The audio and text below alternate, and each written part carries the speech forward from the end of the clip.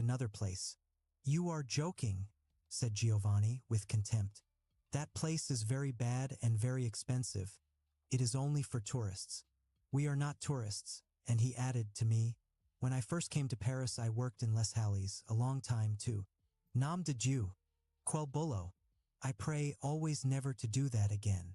And he regarded the streets through which we passed with a sadness which was not less real for being a little theatrical and self-mocking. Guillaume said, from his corner of the cab, "Tell him who rescued you."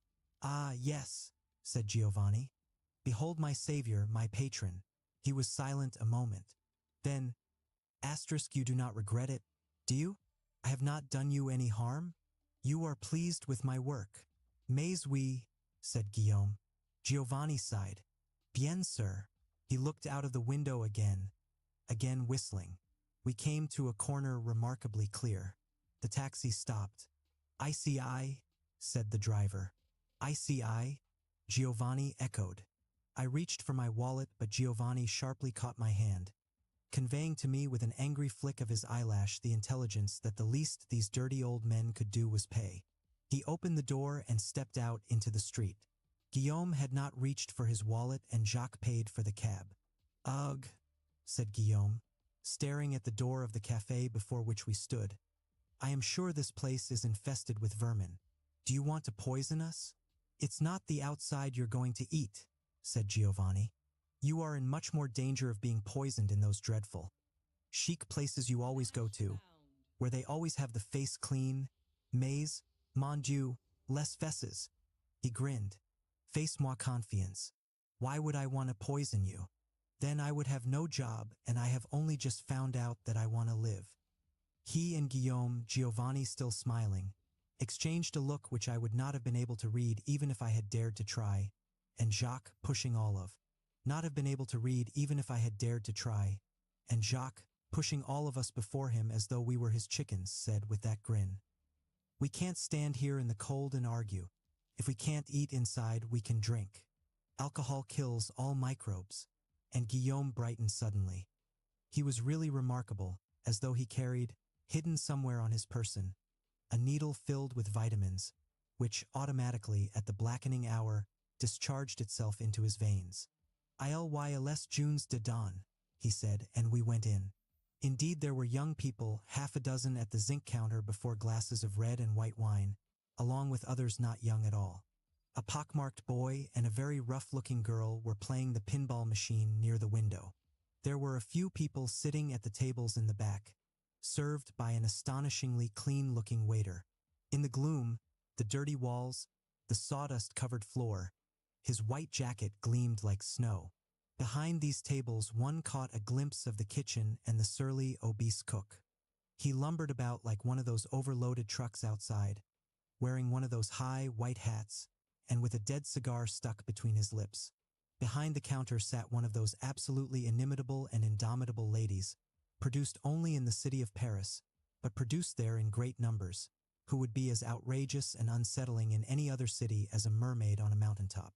All over Paris they sit behind their counters like a mother bird in a nest and brood over the cash register as though it were an egg. Nothing occurring under the circle of heaven where they sit escapes their eye. If they have ever been surprised by anything, it was only in a dream they long ago ceased having. They are neither ill nor good-natured, though they have their days and styles, and they know, in the way, apparently, that other people know when they have to go to the bathroom, everything about everyone who enters their domain. Though some are white-haired and some not, some fat, some thin, some grandmothers and some but lately virgins, they all have exactly the same shrewd, vacant, all-registering eye. It is difficult to believe that they ever cried for milk or looked at the sun. It seems they must have come into the world hungry for banknotes, and squinting helplessly, unable to focus their eyes until they came to rest on a cash register. This one's hair is black and gray, and she has a face which comes from Brittany. And she, like almost everyone else standing at the bar, knows Giovanni and, after her fashion, likes him. She has a big, deep bosom and she clasps Giovanni to it, and a big, deep voice. "Ah, mon pote," she cries. "Tu es revenu. You have come back at last. Salad. Now that you are rich and have found rich friends, you never come to see us anymore. Canaille." and she beams at us, the rich friends, with a friendliness deliberately vague. She would have no trouble reconstructing every instant of our biographies from the moment we were born until this morning. She knows exactly who is rich and how rich, and she knows it isn't me. For this reason, perhaps, there was a click of speculation infinitesimally double behind her eyes when she looked at me. In a moment, however, she knows that she will understand it all. "You know how it is," says Giovanni, extricating himself and throwing back his hair. Asterisk when you work. When you become serious, you have no time to play. "Tiens," says she with mockery. "Sans blog." "But I assure you," says Giovanni, "even when you are a young man like me, you get very tired." She laughs. "And you go to sleep early." She laughs again. "And alone," says Giovanni, as though this proved everything, and she clicks her teeth in sympathy and laughs again. "And now," she says, "are you coming or going? Have you come for breakfast or have you come for a nightcap? Nom de Dieu, you do not look very serious. I believe you need a drink."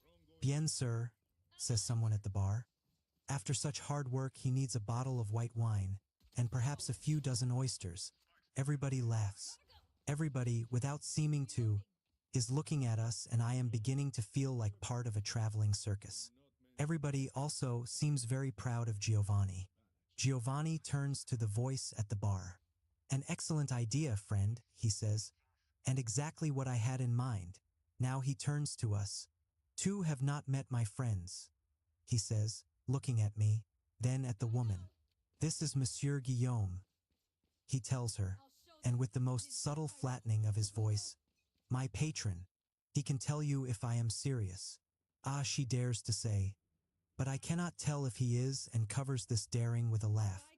Guillaume, raising his eyes with difficulty from the young men at the bar, stretches out his hand and smiles. "But you are right, madam," he says. "He is so much more serious than I am that I fear he will own my bar one day. He will when lions fly," she is thinking, but professes herself enchanted by him and shakes his hand with energy. "And Monsieur Jacques," says Giovanni, "one of our finest customers." "Enchanté, madame," says Jacques with his most dazzling smile, of which she, in responding, produces the most artless parody. "And this is Monsieur l'Américain," says Giovanni, "otherwise known as Monsieur David, Madame Clotilde," and he stands back slightly. Something is burning in his eyes and it lights up all his face. It is joy and pride. "Je suis ravi, monsieur," she tells me and looks at me and shakes my hand and smiles. I am smiling too, I scarcely know why. Everything in me is jumping up and down. Giovanni carelessly puts an arm around my shoulder. "What have you got good to eat?" he cried. "We are hungry." "But we must have a drink first," cried Jacques. "But we can drink sitting down," said Giovanni. "No, no," said Guillaume, to whom leaving the bar at the moment would have seemed like being driven from the promised land. "Let us first have a drink, here at the bar with Madame." Guillaume's suggestion had the effect, but subtly, as though a wind had blown over everything or a light been imperceptibly intensified, of creating among the people at the bar a troupe who would now play various roles in a play they knew very well. Madame Clotilde would demur, as, indeed, she instantly did, but only for a moment. Then she would accept it would be something expensive. It turned out to be champagne. She would sip it, making the most non-committal conversation, so that she could vanish out of it a split second before Guillaume had established contact with one of the boys at the bar.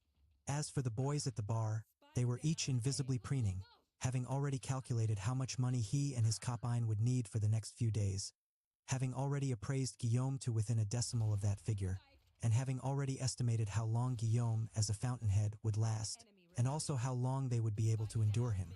The only question left was whether they would be vache with him or chic, but they knew that they would probably be vache.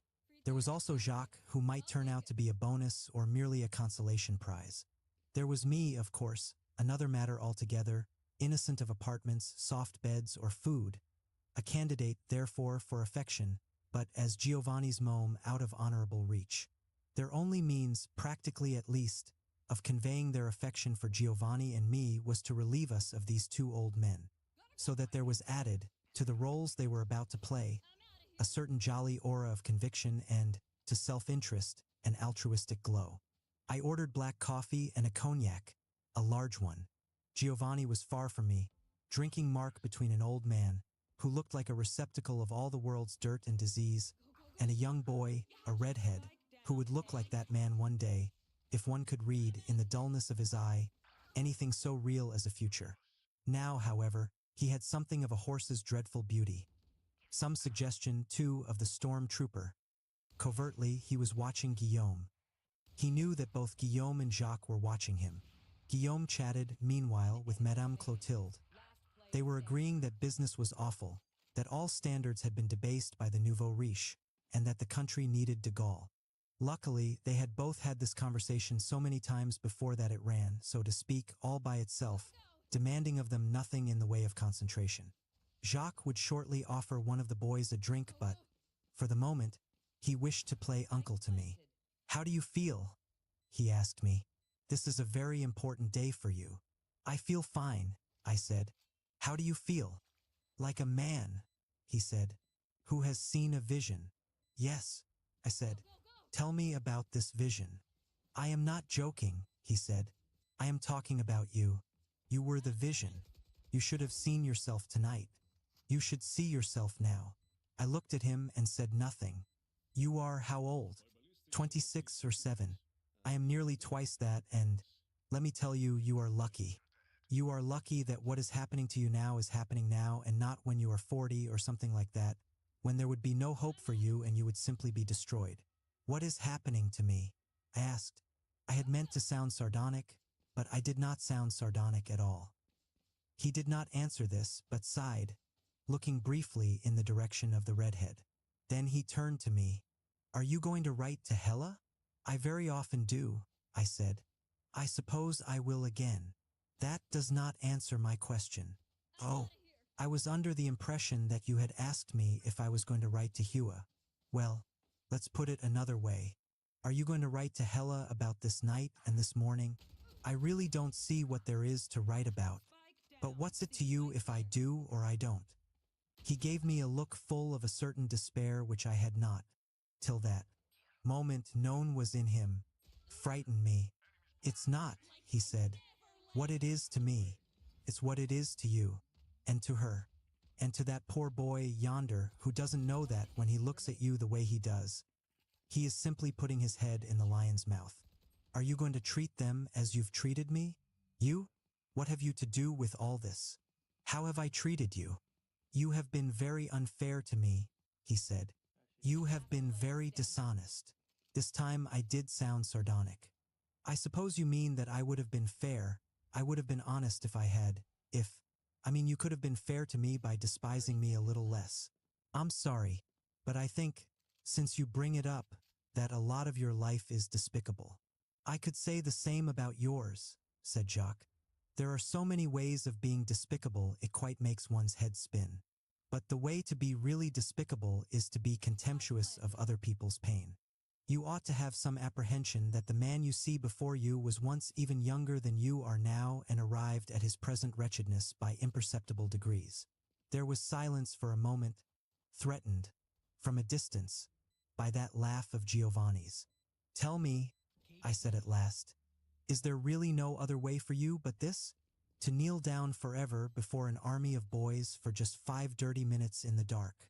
"Think," said Jacques, "of the men who have kneeled before you while you thought of something else and pretended that nothing was happening down there in the dark between your legs." I stared at the amber cognac and at the wet rings on the metal. Deep below, trapped in the metal, the outline of my own face looked upward hopelessly at me. "You think," he persisted, "that my life is shameful because my encounters are, and they are. But you should ask yourself why they are." "Why are they shameful?" I asked him. "Because there is no affection in them and no joy. It's like putting an electric plug in a dead socket. Touch but no contact. All touch, but no contact and no light." I asked him, "Why?" "That you must ask yourself," he told me. "And perhaps one day, this morning will not be ashes in your mouth." I looked over at Giovanni. who now had one arm around the ruined-looking girl, who could have once been very beautiful but who never would be now. Girl, who could have once been very beautiful but who never would be now. Jacques followed my look. He is very fond of you, he said, already. But this doesn't make you happy or proud, as it should. It makes you frightened and ashamed. Why? I don't understand him, I said at last. I don't know what his friendship means. I don't know what he means by friendship. Jacques laughed. You don't know what he means by friendship, but you have the feeling it may not be safe. You are afraid it may change you. What kind of friendship have you had? I said nothing. Or, for that matter, he continued. What kind of love affairs? I was silent for so long that he teased me, saying, come out, wherever you are F, and I grinned, feeling chilled. Love him, said Jacques with vehemence. Love him and let him love you. Do you think anything else under heaven really matters? And how long at the best can it last? Since you are both men and still have everywhere to go? Only 5 minutes, I assure you, only 5 minutes, and most of that, hellish, in the dark. And if you think of them as dirty, then they will be dirty. They will be dirty because you will be giving nothing. You will be despising your flesh and his. But you can make your time together anything but dirty. You can give each other something which will make both of you better, forever, if you will not be ashamed, if you will only not play it safe. He paused, watching me, and then looked down to his cognac.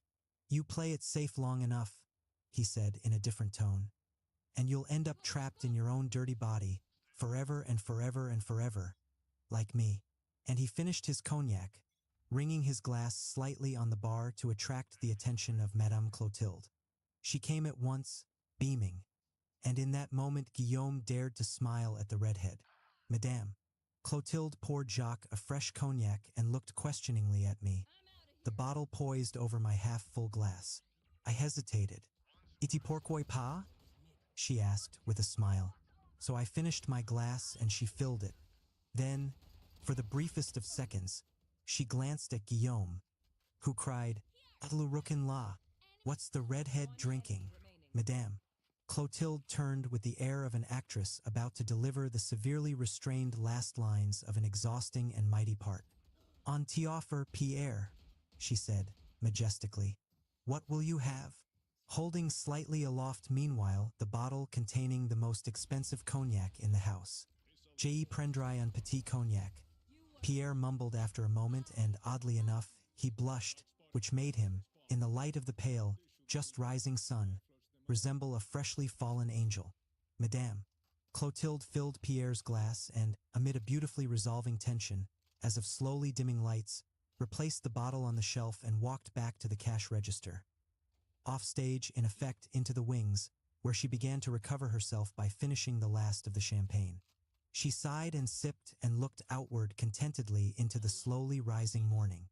Guillaume had murmured a "Je m'excuse un instant, madame," and now passed behind us on his way to the redhead. I smiled. "Things my father never told me." "Somebody," said Jacques, "your father or mine, should have told us that not many people have ever died of love, but multitudes have perished, and are perishing every hour, and in the oddest places for the lack of it. And then, here comes your baby. Sois sage. Sois chic." He moved slightly away and began talking to the boy next to him. And here my baby came indeed, through all that sunlight, his face flushed and his hair flying, his eyes, unbelievably, like morning stars. "It was not very nice of me to go off for so long," he said. "I hope you have not been too bored." "You certainly haven't been," I told him. "You look like a kid about 5 years old waking up on Christmas morning." This delighted, even flattered him, as I could see from the way he now humorously pursed his lips. "I am sure I cannot look like that," he said. "I was always disappointed on Christmas morning. Well, I mean very early on Christmas morning, before you saw what was under the tree." But his eyes have somehow made of my last statement a double entendre, and we are both laughing. "Are you hungry?" he asked. "Perhaps I would be if I were alive and sober. I don't know. Are you?" "I think we should eat," he said with no conviction whatever, and we began to laugh again. "Well," I said, What shall we eat? I scarcely dare suggest white wine and oysters, said Giovanni. Asterisk, but that is really the best thing after such a night. Well, let's do that, I said, while we can still walk to the dining room. I looked beyond him to Guillaume and the redhead. They had apparently found something to talk about. I could not imagine what it was. And Jacques was deep in conversation with the tall, very young, pockmarked boy, whose turtleneck. In conversation with the tall, very young, pockmarked boy, whose turtleneck black sweater made him seem even paler and thinner than he actually was. He had been playing the pinball machine when we came in. His name appeared to be Eve. Are they going to eat now? I asked Giovanni. Perhaps not now, said Giovanni. Trot, they are certainly going to eat. Everyone is very hungry. I took this to refer more to the boys than to our friends, and we passed into the dining room, which was now empty, the waiter nowhere in sight. Madame. Clotilde, I shouted Giovanni. On mange ICI non? This shout produced an answering shout from Madame Clotilde, and also produced the waiter, whose jacket was less spotless, seen in close-up, than it had seemed from a distance. It also officially announced our presence in the dining room to Jacques and Guillaume, and must have definitely increased, in the eyes of the boys they were talking to, a certain tigerish intensity of affection. Well, eat quickly and go, said Giovanni. After all, I have to work tonight. Did you meet Guillaume here? I asked him. He grimaced, looking down. No, that is a long story. He grinned. No, I did not meet him here. I met him, he laughed. In a cinema, we both laughed. C'était un film du Far West, avec Gary Cooper. This seemed terribly funny, too. We kept laughing until the waiter came with our bottle of white wine. Well, said Giovanni, sipping the wine, his eyes damp. After the last gunshot had been fired and all the music came up to celebrate the triumph of goodness, and I came up the aisle, I bumped into this man, Guillaume, and I excused myself and walked into the lobby. Then here he came, after me, with a long story about leaving his scarf in my seat because, it appeared, he had been sitting behind me, you understand, with his coat and his scarf on the seat before him, and when I sat down I pulled his scarf down with me. Well, I told him I didn't work for the cinema, and I told him what he could do with his scarf. But I did not really get angry because he made me want to laugh. He said that all the people who worked for the cinema were thieves, and he was sure that they would keep it if they so much as laid eyes on it, and it was very expensive and a gift from his mother, and, oh, I assure you, not even Garbo ever gave such a performance. So I went back, and of course there was no scarf there, and when I told him this it seemed he would fall dead right there in the lobby. And by this time, you understand, everybody thought we were together, and I didn't know whether to kick him or the people who were looking at us. But he was very well dressed, of course, and I was not, and so I thought, well, we had better get out of this lobby. So we went to a cafe and sat on the terrace, and when he had got over his grief about the scarf and what his mother would say and so on, he asked me to have supper with him. Well, naturally, I said no. I had certainly had enough of him by that time, but the only way I could prevent another scene, right there on the terrace, was to promise to have supper with him a few days later. I did not intend to go, he said with a shy grin, taut when the day came. I had not eaten for a long time and I was very hungry. He looked at me and I saw in his face again something which I have fleetingly seen there during these hours. Under his beauty and his bravado, terror, and a terrible desire to please. Dreadfully, dreadfully moving, and it made me want, in anguish, to reach out and comfort him. Our oysters came and we began to eat. Giovanni sat in the sun, his black hair gathering to itself the yellow glow of the wine and the many dull colors of the oyster where the sun struck it. Well, with his mouth turned down. Dinner was awful, of course, since he can make scenes in his apartment too. But by this time I knew he owned a bar and was a French citizen. I am not, and I had no job and no carte de travail. So I saw that he could be useful if I could only find some way to make him keep his hands off me. I did not, I must say, this with that look at me, altogether succeed in remaining untouched by him. He has more hands than an octopus and no dignity whatever, Buff, grimly throwing down another oyster and refilling our glasses of wine. I do now have a carte de travail and I have a job, which pays very well, he grinned. It appears that I am good for business. For this reason, he leaves me mostly alone. He looked out into the bar. He is really not a man at all, he said, with a sorrow and bewilderment at once childlike and ancient. I do not know what he is horrible. But I will keep my carte de travail. The job is another matter, but... He knocked wood. We have had no trouble now for nearly 3 weeks. But you think that trouble is coming, I said. Oh yes, said Giovanni with a quick, startled look at me, as if he were wondering if I had understood a word of what he had said. We are certainly going to have a little trouble soon again. Not right away, of course. That is not his style. But he will invent something to be angry at me about. Then we sat in silence for a while, smoking cigarettes, surrounded by oyster shells, and finishing the wine. I was all at once very tired. I looked out into the narrow street, this strange, crooked corner where we sat, which was brazen now with the sunlight and heavy with people. People I would never understand. I ached abruptly, intolerably, with a longing to go home. Not to that hotel in one of the alleys of Paris, where the concierge barred the way with my unpaid bill. But home across the ocean, to things and people I knew and understood.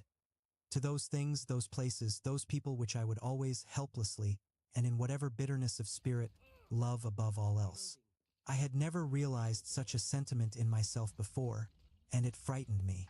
I saw myself, sharply, as a wanderer, an adventurer, rocking through the world, unanchored. I looked at Giovanni's face, which did not help me. He belonged to this strange city, which did not belong to me. I began to see that, while what was happening to me was not so strange as it would have comforted me to believe, yet it was strange beyond belief. It was not really so strange, so unprecedented. Though voices deep within me boomed, for shame I that I should be so abruptly, so hideously entangled with a boy. What was strange was that this was but one tiny aspect of the dreadful human tangle occurring everywhere, without end, forever. Viens, said Giovanni. We rose and walked back into the bar, and Giovanni paid our bill. Another bottle of champagne had been opened, and Jacques and Guillaume were now really beginning to be drunk. It was going to be ghastly, and I wondered if those poor, patient boys were ever going to get anything to eat. Giovanni talked to Guillaume for a moment, agreeing to open up the bar. Jacques was too busy with the pale, tall boy to have much time for me. We said good morning and left them. I must go home, I said to Giovanni when we were in the street. I must pay my hotel bill. Giovanni stared. Mais tu es faux, he said mildly. There is certainly no point in going home now, to face an ugly concierge and then go to sleep in that room all by yourself and then wake up later, with a terrible stomach and a sour mouth, wanting to commit suicide. Come with me. We will rise at a civilized hour and have a gentle aperitif somewhere and then a little dinner. It will be much more cheerful like that, he said with a smile. You will see. But I must get my clothes, I said. He took my arm. Bien sûr. But you do not have to get them now. I held back. He stopped. Come. I am sure that I am much prettier than your wallpaper or your concierge. I will smile at you when you wake up. They will not. Ah. I could only say, tu es vache. It is you who are vache, he said. To want to leave me alone in this lonely place when you know that I am far too drunk to reach my home unaided. We laughed together, both caught up in a stinging, teasing sort of game. We reached the Boulevard de Sebastopol. But we will not any longer discuss the painful subject of how you desired to desert Giovanni at so dangerous an hour in the middle of a hostile city. I began to realize that he, too, was nervous. Far down the boulevard, a cab meandered toward us, and he put up his hand. I will show you my room, he said. It is perfectly clear that you would have to see it one of these days, anyway. The taxi stopped beside us, and Giovanni, as though he were suddenly afraid that I would really turn and run, pushed me in before him. He got in beside me and told the driver, Nation. The street he lived on was wide, respectable rather than elegant, and massive with fairly recent apartment buildings. The street ended in a small park. His room was in the back on the ground floor of the last building on this street. We passed the vestibule and the elevator into a short, dark corridor which led to his room. The room was small. I only made out the outlines of clutter and disorder. There was the smell of the alcohol he burned in his stove. He locked the door behind us, and then for a moment, in the gloom, We simply stared at each other with dismay, with relief, and breathing hard. I was trembling. I thought, if I do not open the door at once and get out of here, I am lost. But I knew I could not open the door. I knew it was too late. Soon it was too late to do anything but moan. He pulled me against him, putting himself into my arms as though he were giving me himself to carry, and slowly pulled me down with him to that bed. With everything in me screaming no, yet the some of me sighed yes. Here in the south of France it does not often snow, but snowflakes, in the beginning rather gently and now with more force, have been falling for the last half hour. It falls as though it might quite possibly decide to turn into a blizzard. It has been cold down here this winter, though the people of the region seem to take it as a mark of ill-breeding in a foreigner if he makes any reference to this fact. They themselves, even when their faces are burning in that wind which seems to blow from everywhere at once, and which penetrates everything, are as radiantly cheerful as children at the seashore. Il fait beau bien? Throwing their faces toward the lowering sky in which the celebrated southern sun has not made an appearance in days. I leave the window of the big room and walk through the house. While I am in the kitchen, staring into the mirror, I have decided to shave before all the water turns cold. I hear a knocking at the door. Some vague, wild hope leaps in me for a second, and then I realize that it is only the caretaker from across the road come to make certain that I have not stolen the silver or smashed the dishes, or chopped up the furniture for firewood. And indeed, she rattles the door and I hear her voice out there, cracking, "M'su, m'su, El Americaine." I wonder, with annoyance, why on earth she should sound so worried. But she smiles at once when I open the door, a smile which weds the coquette and the mother. She is quite old and not really French. She came many years ago, when I was a very young girl, sir, from just across the border out of Italy. She seems, like most of the women down here, to have gone into mourning directly the last child moved out of childhood. Hella thought that they were all widows, but it turned out most of them had husbands living yet. These husbands might have been their sons. They sometimes played belodi in the sunshine in a flat field near our house, and their eyes, when they looked at Hella, contained the proud watchfulness of a father and the watchful speculation of a man. I sometimes played billiards with them and drank red wine in the tobacco.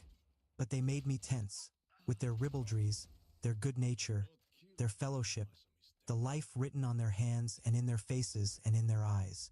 They treated me as the son who has but lately been initiated into manhood, but at the same time with great distance, for I did not really belong to any of them, and they also sensed, or I felt they did, something else about me, something which it was no longer worth their while to pursue.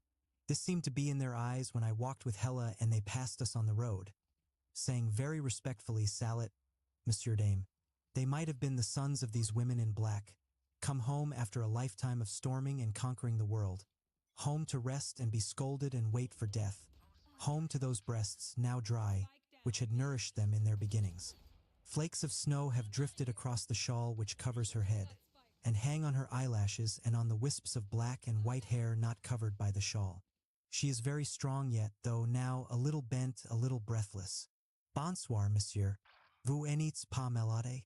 "No," I say, "I have not been sick. Come in."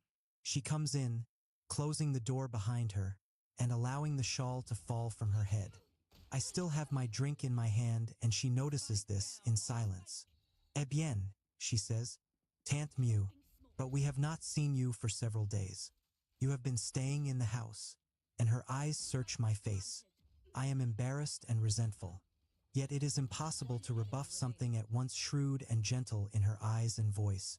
"Yes," I say, "the weather has been bad. It is not the middle of August, to be sure," says she. "But you do not have the—" "It is not the middle of August, to be sure," says she. "But you do not have the air of an invalid. It is not good to sit in the house alone." "I am leaving in the morning," I say desperately. "Did you want to take the inventory?"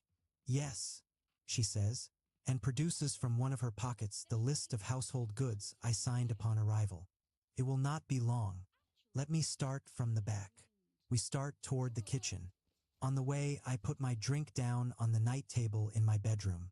"It doesn't matter to me if you drink," she says, not turning around. but I leave my drink behind anyway. We walk into the kitchen. The kitchen is suspiciously clean and neat. Where have you been eating? She asks sharply. They tell me at the tobacco you have not been seen for days. Have you been going to town? Yes. I say lamely, sometimes. On foot? She inquires. Because the bus driver, he has not seen you either. All this time she is not looking at me but around the kitchen, checking off the list in her hand with a short, yellow pencil. I can make no answer to her last, sardonic thrust, having forgotten that in a small village almost every move is made under the village's collective eye and ear. She looks briefly in the bathroom. I'm going to clean that tonight, I say. I should hope so, she says. Everything was clean when you moved in. We walk back through the kitchen. She has failed to notice that 2 glasses are missing, broken by me, and I have not the energy to tell her. I will leave some money in the cupboard. She turns on the light in the guest room. My dirty clothes are lying all over. Those go with me, I say, trying to smile.